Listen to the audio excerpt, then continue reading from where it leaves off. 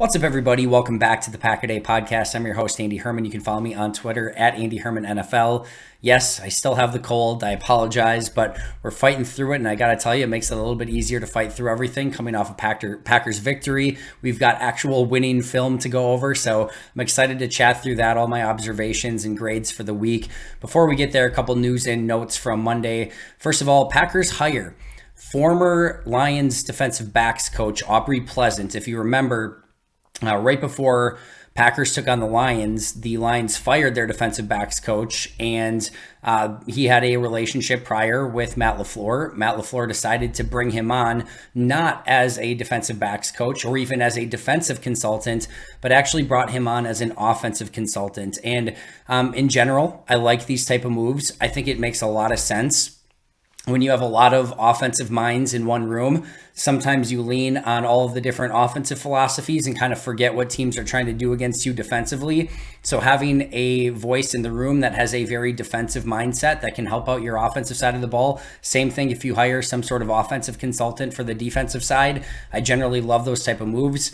How much this actually affects the remainder of the season, who the heck knows, but an interesting hire for the Packers nonetheless. One of the nice things about Pleasant is he's very familiar with the NFC North, clearly, coming from the Lions coaching staff, so should have some insight on the Lions, the Vikings, and the Bears, and really should be able to provide a scouting report of what the Lions were looking at when they faced the Packers. And sometimes that information can be very valuable of like what other teams were thinking when they were getting set to play Aaron Rodgers, what was going through the defensive coach's mindset in Detroit when they were getting ready to face, this Packers offense. And hopefully they can provide some, tips and tricks and some of the experiences that he learned going against the Packers and help them as they kind of put a plan together moving forward.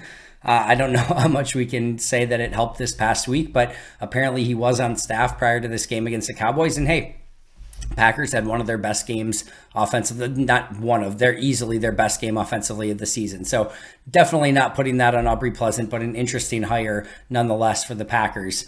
Meanwhile, we got our first injury report of the week. Remember, Packers play Thursday Night Football against the Tennessee Titans. Packers did not practice, but put together a practice report as if they did hold a practice. So these are sort of estimated, but the estimated injury report is the following players did not or would not have practiced: David Bakhtiari, Devondre Campbell, Romeo Doubs, Shamar Jean-Charles, Elton Jenkins, and Aaron Rodgers. So those will all be injuries to kind of keep an eye on. Now, Bakhtiari, Elton, Aaron Rodgers, those have all been sort of like going back and forth of if they practice or don't practice.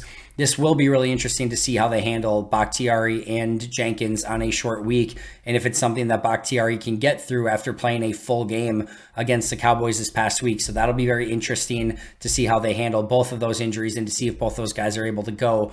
But Bakhtiari, Campbell, Doubs, SJC, Elton, and Rodgers all did not practice. The following players were all limited: Rasul Douglas, JJ Enigbare, Aaron Jones, Alan Lazard, Keyshawn Nixon, John Runyon Jr., Preston Smith, Christian Watson, and Devontae Wyatt. So all of them were limited. And then the good news, Mason Crosby and Chris Barnes, they were listed on the injury report, but listed as full participants. So hopefully that's good news for Chris Barnes that they could get him back this week. It certainly would seem that way if he was a full practice participant on Monday. Meanwhile, for the Titans, one of their top corners, Caleb Farley, former first-round pick. He has likely a herniated disc, which could knock him out for the season. Not that that matters all that much from a Packers standpoint, but it does matter that he will be out this week. Again, super talented corner, former first-round pick, and somebody that Titans defense leans on in the defensive backfield. So he will not be available this week against the Green Bay Packers, so noteworthy there. All right, let's get into our film study for this week. And before we get into the grades, there are a couple things that I wanted to note. First and foremost, I think the Packers finally have figured out their configuration along the offensive line. And a lot of this has to do with Bakhtiari actually being healthy and being able to play the entirety of a game. Certainly that helps a lot of things out. But Bakhtiari at left tackle, Elton Jenkins at left guard, Josh Myers at center, John Runyon Jr. at right guard, and Yosh Nijman at right tackle. this has the makings of a real legitimate offensive line for the Packers, certainly for the remainder of the season. What they end up doing with Bakhtiari moving forward will be a major storyline this upcoming offseason. But for now, this does seem like they figured out the right formation, the right rotation, the right lineup for this group. The left side's fairly simple to talk about. Bakhtiari, when he's playing, he's still extremely good at left tackle. That one's easy. It seems like Elton Jenkins, now that he's moved back home to his left guard spot, he still doesn't look anything like the Pro Bowl caliber player that we saw prior to injury, but you can tell he feels more at home. And really, since he's come back, he looks very comfortable as a run blocker and extremely uncomfortable as a pass protector. One of the biggest things coming out of college with Jenkins that was just, I always talk about superpowers. One of Jenkins' superpowers was his ability to anchor. Like you could bull rush him and get him off balance, and then he would just basically sit down and anchor, and the play was done for you. You weren't going anywhere. He basically had the ability to turn into Colossus if you're an X-Men nerd midway. But like he basically had the ability to turn into Colossus mid-play and just like turn into a steel whatever mutant and just like completely shut down the play. Like he would anchor in the ground, and it was like he just rooted his feet in the ground, became a tree, and you were just fighting you weren't going anywhere. That's what Jenkins was like in college and then coming into the NFL, and that's what made him so ridiculously hard to pass rush against, because it would be just as you got like under his pads or just started to push him backwards, it was like, again, he would just root himself and he was just like, the play was over. You couldn't do anything. That is not there for Jenkins. I don't think he has the confidence in his knee yet to be able to just plant and anchor the way that he used to. And it's taking away really what was his biggest attribute, the biggest part of his game.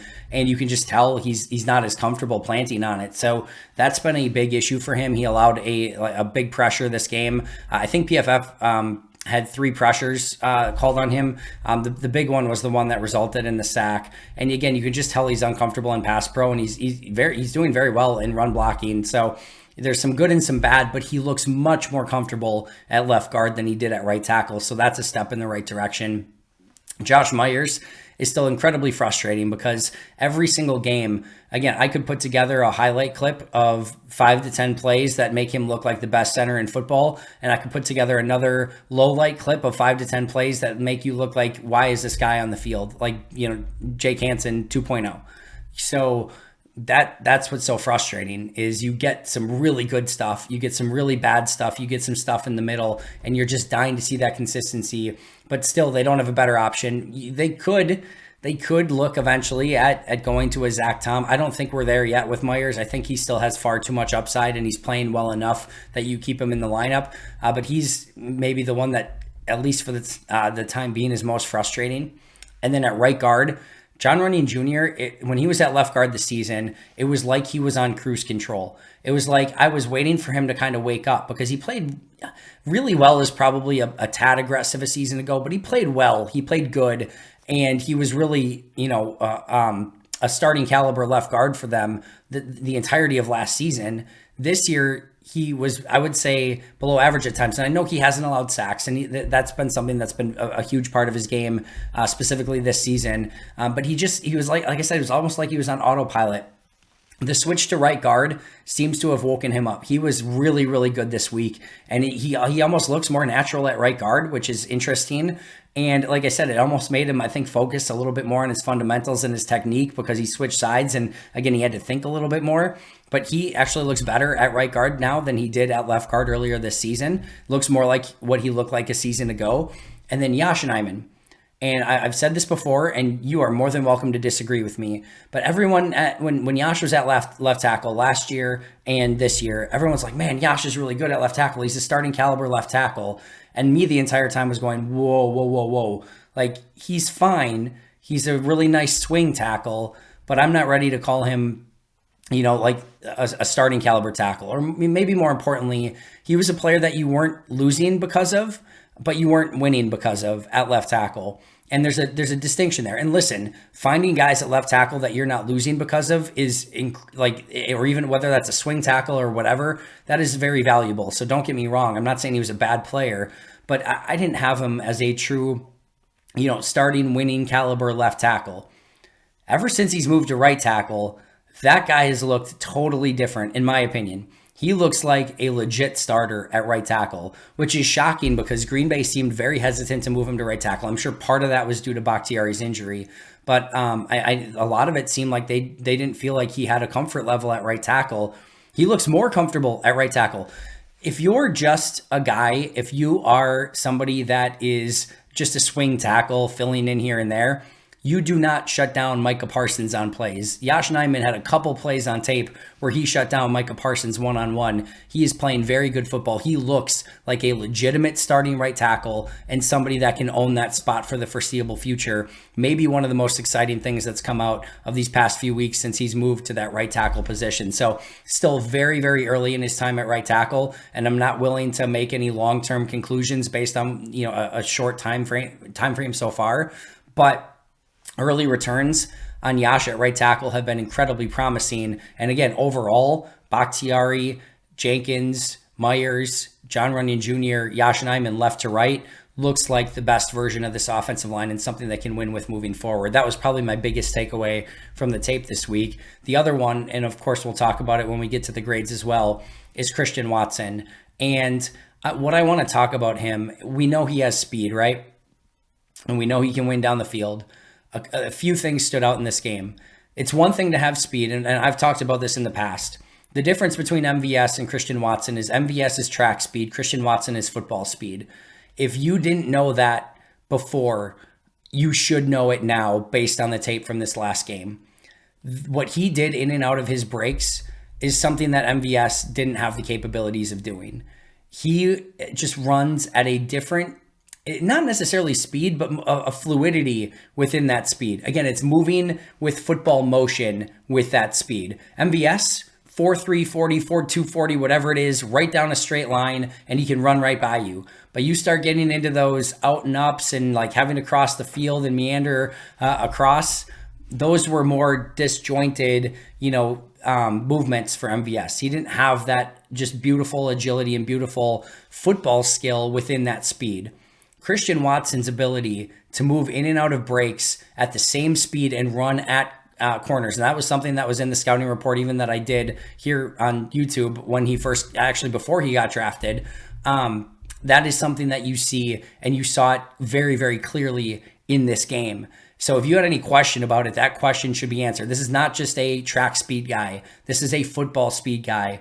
But his ability in this game, in the end zone to cross horizontally, just across the face of two defenders and just outrun them. The ability on the play where he got behind the defender and then crossed the field and got up on the long crossing pattern is beautiful. But on the deep ball, and his ability to just run by and stack the corner with extreme haste. There's one thing, like Devontae could stack corners, right?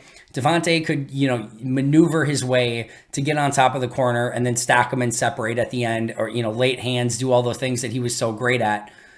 Christian Watson is getting past the corner so fast and stacking them that he's winning at an absurd pace down the field, where he's got 3 steps on the corner, and we saw it on the Patrick Peterson play in the first play on offense of the season, or I think it was the first play, right? Either way, first game, where he just, again, double move, goes right past Patrick Peterson.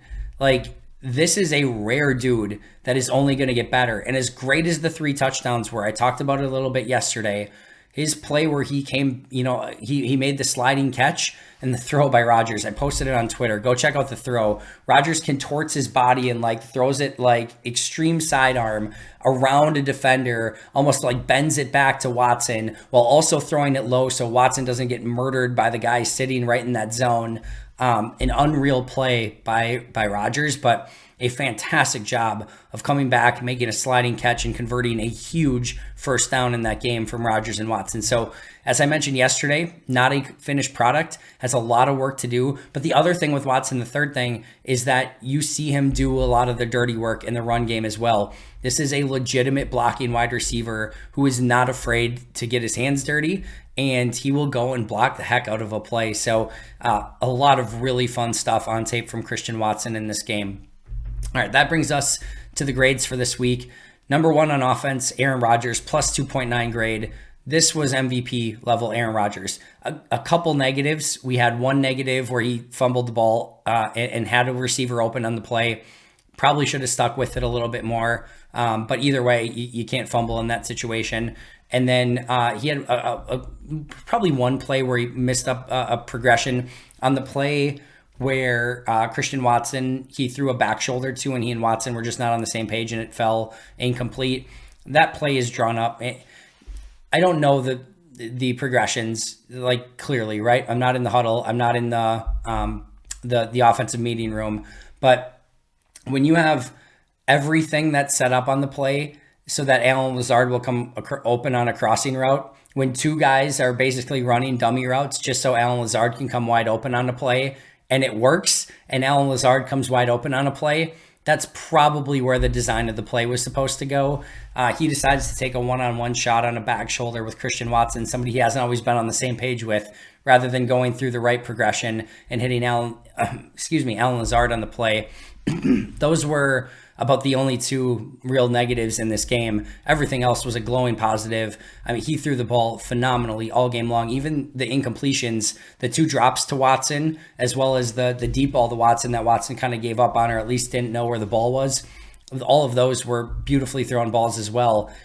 Just a phenomenal game from Aaron Rodgers. Heck of a bounce back after a really tough Lions game. And again, this is the first time all season he legit, looked like the legit, MVP that we saw the last two seasons. So really nice game from Aaron Rodgers. Christian Watson, number 2, plus 1.4. Did have some of those mistakes that I mentioned earlier, missing the ball, which was thrown perfectly, that could have and should have been a touchdown. 2 big drops. A couple of routes where he couldn't get off press coverage. So some things like that kept his grade down a little bit. He still was a plus 1.4, easily second this week, but could have been even more, with just a couple additional plays here or there, but still really phenomenal step for Watson. And then number 3 on offense was Aaron Jones, plus 1.35. Don't even need to get into the ridiculous plays that he made, the touchdown run, the huge cutback. He did get downgraded a little bit on that play for fumbling, but man, what a game from Aaron Jones. Just some of the things he does as a slippery runner it blows my mind, and he's just such a fun player to watch. So Jones, Watson, and Rodgers were my 3 highest graded players on offense this week. And that brings me to my 3 lowest graded offensive players, which just goes to show you how bizarre of a week this was for the Packers offense in a good way. Really, the only position group that had graded pretty well for the offense this entire year had been the tight ends. Well, my 3 lowest graded players this week, all tight ends. Mercedes Lewis, negative 0.5. Missed a couple really big blocks in this game that ended up in negative plays. Robert Tonyan, negative 0.35. Not great as a blocker and just couldn't do anything to get open really as a receiver. Same thing with Lewis. And then DeGuara, a couple missed blocks and opportunities as well, negative 0.25. So Lewis, Tonyan, and DeGuara. And even Tyler Davis in very middle. I think he had 4 snaps. He had a very slight negative grade as well. So all season long, these tight ends graded out pretty well. This game was the bizarro one where a lot of other players graded out extremely well, and the tight ends actually had a poor week for one of the first times this season. On the defensive side of the ball, it will not shock you to learn that Rudy Ford was my highest graded defender this week. In kind of the same vein as Christian Watson, had some negative plays, had the missed tackle that should have been stopped at probably the 1 yard line on the first touchdown. On the Tony Pollard touchdown run, took a poor angle on that play as well. So not a perfect game from Rudy Ford, but man, anytime you have 2 picks, a couple big plays in the backfield, and again, I talked about it yesterday, he will make mistakes, but he will make mistakes. Like he plays fast, and Matt LaFleur mentioned it perfectly in his presser on Monday. You can feel his speed on tape. Like so many of the players in this Packers defense are a little bit too reactionary at times. Quay Walker's a great example of this, and Quay Walker's going to get better as he plays longer in this league, but Quay is a little bit too timid and needs to play with a higher level of violence. Darnell Savage needs to play with more violence. There needs to be more violence from this defense. Rudy Ford plays with speed and violence, and it's just something this defense sorely needed. And, you add on to that 2 huge picks in this game, and yeah, you're going to have a pretty big grade, which he did, plus 1.20 for Rudy Ford. Next up on my list was Dean Lowry, who was my second highest graded defender this week. Dean Lowry sometimes takes some crap that he doesn't always deserve. He had a couple rough seasons, and then last year I thought he played really, really well. This year he's been up and down, but this was a really big game for him. Had a couple really big stops in the backfield, but also drew 2 holding penalties. The most important was late in the game, and I know some Cowboy pundits and as well as some fans thought that maybe it wasn't a holding penalty. Certainly looked like he was encumbered from getting his hand out to try to make a play, and I can understand the holding call. Either way, a huge play in the game that was called holding, because if not, the Cowboys are set up 1st and 10 in Packers territory in overtime. So Dean Lowry came up with multiple big plays, but the holding call that he drew late in the game may have just been a game winner for the Packers. So that was huge, and he had a really nice game overall. Whether it was a holding call or not, his impact on the game was definitely felt. And then Isaiah McDuffie plus 0.25 was my third highest graded player overall on defense. Some ups and downs from McDuffie as well. Some plays, as Matt LaFleur mentioned, where you would have liked to maybe see him leverage his safeties and defensive backs a little bit better, especially on some of those draw plays. But you can also see him making a plethora of tackles, getting off of blocks, getting into the backfield, and just consistently making plays and finding a way to get his nose around the football, to be able to be active and make all those tackles. So he was definitely an impact player for the Packers. Not perfect, not everything that you always want in coverage. He's not the most skilled athlete in the world, but he made consistent plays in this game and helped the Packers come out with a victory overall. On the flip side, as I mentioned, I thought Darnell Savage seemed more confident at corner than he did at safety, but still allowed some big plays. Struggled blitzing. They blitzed him off the edge a ton and just did not bring any physicality whatsoever, and just still struggled to support the run as well. So he was my lowest graded defender in this game once again. Like I said, he looked more confident. I'm hopeful that he can grow from this experience playing in the slot. He still played some at traditional safety as well. So there was a little bit of a mixed bag there for Savage, but still ended up as my lowest graded player. Preston Smith was next, negative 0.75. Really struggled to get anything going in this game as a pass rusher. Had a couple pass rushes late that got home and at least provided some semblance of pressure, but overall he struggled to get off of blocks. Didn't do a ton as a run defender. Was there, did his job, set the edge more often than not, but just really limited actual playmaking for Preston Smith in a situation where they now really, really need him to be a playmaker with Rashawn Gary out. And then Quay Walker, my third lowest graded player. Same thing that we've kind of seen from Quay so far. Some really, really strong positives. A couple plays in coverage that he, just saw a ball, flew to the ball, made the tackle. A beautiful play in the open field on Tony Pollard where, Pollard gets the ball in the flat and, Quay just goes to him like a missile, and it's just him and Pollard. And if Pollard gets by him, he's getting a significant pickup, and he was able to make the stop. There were a couple plays like that. So you saw some positives, but as I mentioned, just a little bit too timid at times from Quay. I would love to see him play with a little bit more violence, a little bit more spit and vinegar in his game. I think if he starts playing with that violence at the point of attack and starting to shed some tackles and just play with a little bit more conviction, we're going to start seeing a very special player. All the traits are there, all the talent's there. You can just see the rookie mind still thinking and him just kind of going through the process in his mind. When he starts shooting those gaps, as we saw at the end of the Lions game where he got to stop in the backfield, those are the plays where Quay's going to be able to play instinctual football and just go and fly to the ball. And that's when we see a really good player, but a little bit too much hesitancy and not playing with enough violence. I'd love to see a little bit more of that from Quay Walker moving forward.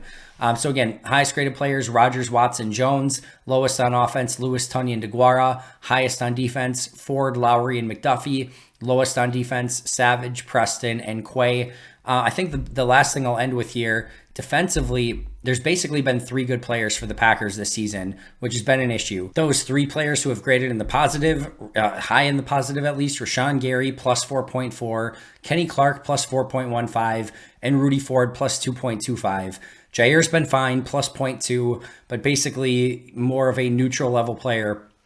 But only 3 players who've graded in the positive, in the high positive. And that's been a bit of an issue, and it's a bigger issue now because Rashawn Gary's out. That eliminates one of the 3 players that have actually been playing well. The other one, Kenny Clark, plus 4.15, but through his last 3 weeks, He's at a negative 1.1, has not had the same impact, and we haven't seen the same Kenny Clark. And that leaves Rudy Ford. And you can't base your entire defense setting up Rudy Ford. He's not even the full-time starter in base defense. He's not even in the game right now. So they're going to have some more players step up. Jair's got to play better. Amos has to play better. Campbell, Preston, Clark, Douglas, all those guys are going to have to play better to pick up the slack for Rashawn Gary being out. Otherwise, this could get to be a very long season defensively for the Packers. Even though they came away with the win against the Cowboys, there were some rough patches on defense in this game, and they're going to have to figure it out because it was very clear that they missed Gary. His pressure is just an absolute game changer. They don't have that, and they're going to have to adjust moving forward. That is going to do it for me today. Thank you so much for joining me. Hopefully this cold is gone sooner rather than later so I don't sound and look quite as awful.